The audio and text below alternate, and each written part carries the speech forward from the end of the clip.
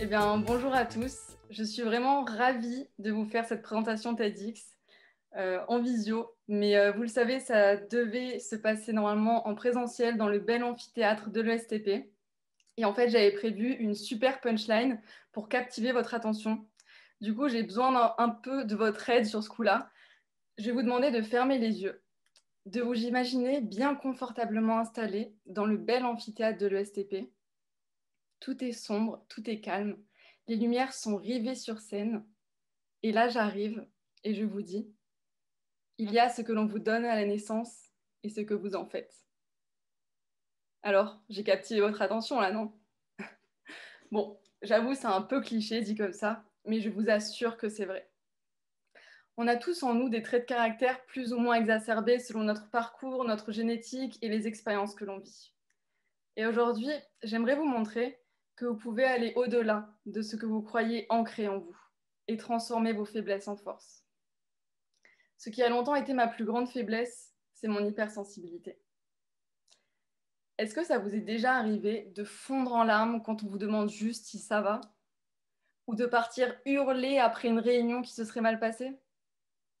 Vous avez de la chance, je ne peux pas vous voir à travers l'écran, mais si j'en crois les statistiques, 20% des personnes d'entre vous sont comme moi.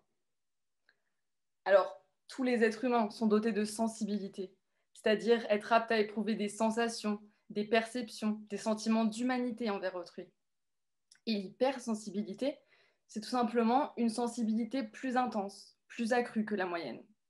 C'est un trait de caractère inné et qui se manifeste de différentes manières chez les individus selon l'environnement dans lequel ils évoluent.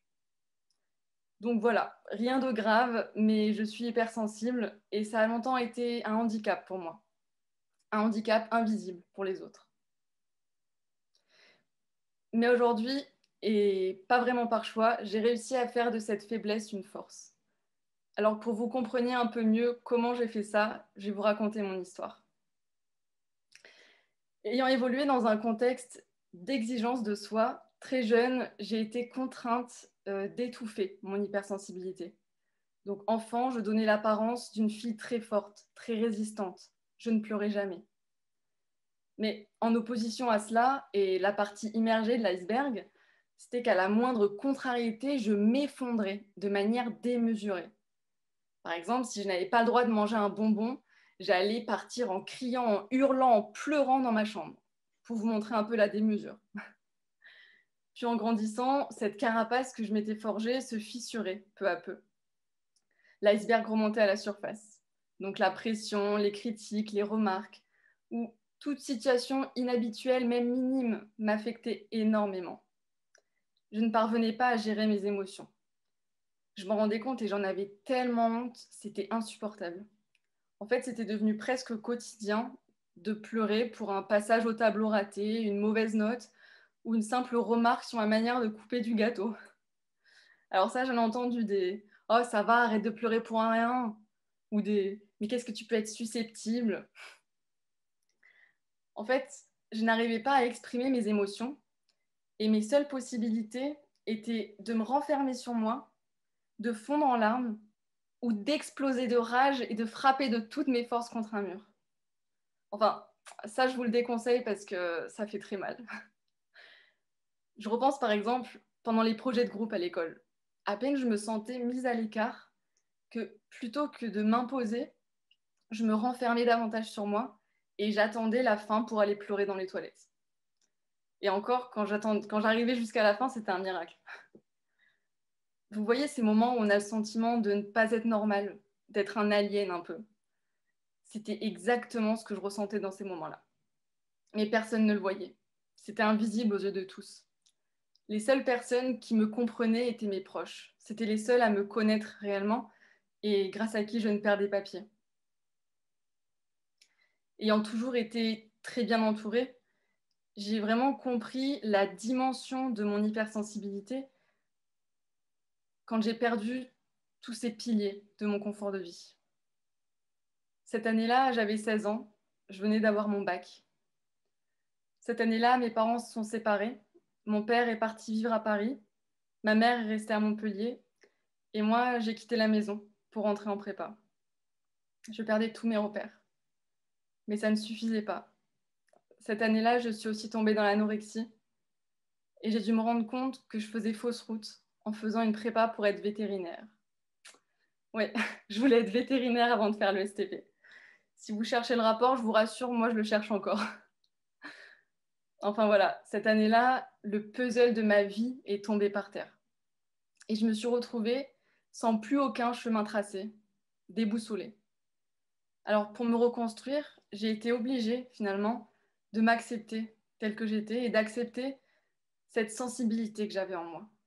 Et finalement, je pense que comme toute faiblesse, pour la surpasser, il faut d'abord en prendre conscience dans son ensemble. Et moi, c'est vraiment ce qui m'a aidée.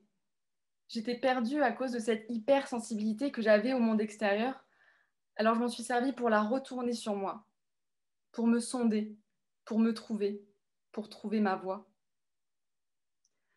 Mon chemin a continué 2 ans plus tard, lorsque j'étais déjà entrée à l'ESTP, quand je suis partie en Éthiopie. C'était pour une mission humanitaire de 5 semaines, à 15 heures de marche de la moindre ville. Une nouvelle fois, je vivais une rupture totale avec tous mes repères.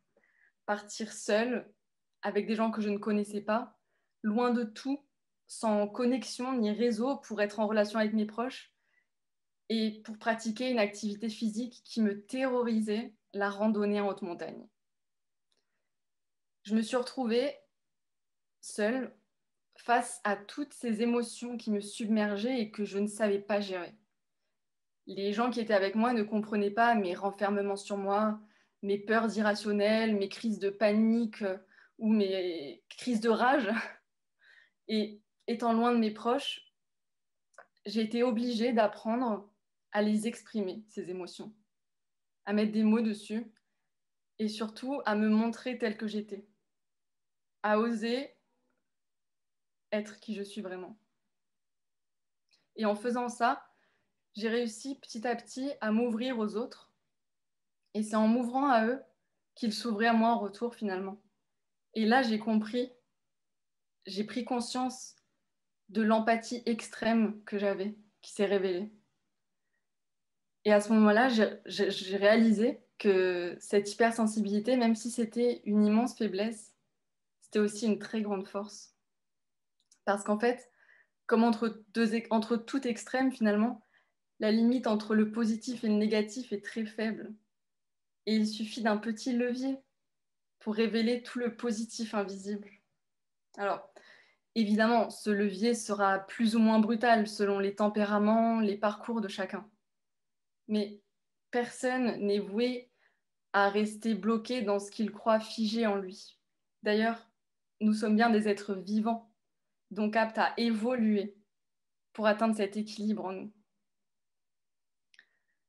Aujourd'hui, je pense que je l'ai atteint. Enfin, je suis en bonne voie pour l'atteindre, cet équilibre. En tout cas, au moins j'ai compris que je ne suis pas Mélodie hypersensible, mais juste Mélodie. Et que l'hypersensibilité fait partie de moi sans définir ma valeur. Aujourd'hui, j'arrive à trouver des exutoires à ces hypersensations, autres que donner des coups de poing dans un mur, j'entends. Aujourd'hui, j'écris des poèmes, je réalise des films et je fais beaucoup de sport, même un peu de randonnée. Et aujourd'hui, j'arrive à me servir de ce surplus de sensations pour me connecter aux autres, pour me mettre à leur place, les comprendre, les aider, pour avoir une forte conscience de mon environnement. Et surtout, pour me connecter aux autres, parler avec mon cœur, en me connectant aussi à moi-même. Et en parlant de ça, ça me rappelle une anecdote. C'était pendant un entretien d'embauche. Le recruteur le recruteur m'a dit, mais vous êtes tout le temps timide comme ça? Alors moi qui faisais des efforts surhumains pour paraître à l'aise, je tombais des nues. Quelques mois auparavant, j'aurais fondu en larmes. Mais là, je me suis recentrée sur moi. Je me suis dit, Mélodie, tu ne pleures pas. Sinon, c'est fini pour toi. Alors j'ai dégluti un bon coup. J'ai imaginé le recruteur sur les toilettes. Ça aide vraiment pour dédramatiser une situation. Et je lui ai simplement dit que j'étais un peu stressée, mais qu'en temps normal, j'étais pas du tout comme ça. Et écoutez, ça a dû marcher puisque j'avais été prise pour le poste. Et maintenant que je suis dans le monde du travail, je me rends compte de l'atout qu'est cette hypersensibilité pour amener un peu d'humanité dans le leadership, dans le management d'une équipe, de notre société où les émotions sont trop souvent mises en arrière-plan alors qu'elles font complètement partie de notre quotidien. Dans la vie de tous les jours, au travail, maintenant j'arrive, grâce à cette hypersensibilité, à lire entre les lignes, à comprendre ce qu'on ne me dit pas et à le mettre en place très rapidement. Finalement, parce que j'utilise et je perçois les émotions autant que les mots. Et ça, d'ailleurs, ça me fait penser à une anecdote encore. C'était pendant une réunion. On était 4 dans la salle de réunion et chacun défendait son point de vue sans réellement écouter les autres. Vous voyez ce genre de situation, chacun est assez borné sans écouter les autres. Et moi, je ne disais rien, j'observais la situation, j'étais assez silencieuse, j'analysais les comportements, les opinions de chacun. Et à un moment, je me suis décidée à prendre la parole et en une phrase, j'ai mis tout le monde d'accord. Et là, j'ai compris que même si c'était une super faiblesse, mon hypersensibilité était aussi un super pouvoir. Alors je sais, vous allez dire, je suis encore jeune, mais je pense qu'il n'y a pas d'âge pour prendre conscience de qui on est vraiment, de toutes les ressources qu'on a en nous, de ces différences qui font notre unicité. Vous êtes les seuls à savoir ce qui est réellement en vous et ce dont vous êtes réellement capable, car c'est invisible pour les autres. Et il ne tient qu'à vous de transformer vos faiblesses en force. Mon hypersensibilité était ma plus grande faiblesse, mais c'est aujourd'hui ma plus grande force. Alors, ce n'est qu'un exemple très personnel, mais je suis certaine que chacun d'entre vous peut trouver son hypersensibilité à lui, son talon d'Achille. Elle s'appellera simplement différemment. Timidité, complexe, perfectionnisme. Le challenge est d'autant plus grand lorsqu'il s'agit d'une faiblesse, mais osez vous accepter. Ça vaut tellement le coup. Je laisse à chacun d'entre vous donner un nom à son hypersensibilité et en faire son ami. Merci pour votre écoute. Merci Mélodie, merci beaucoup. Bon, le problème avec le Zoom,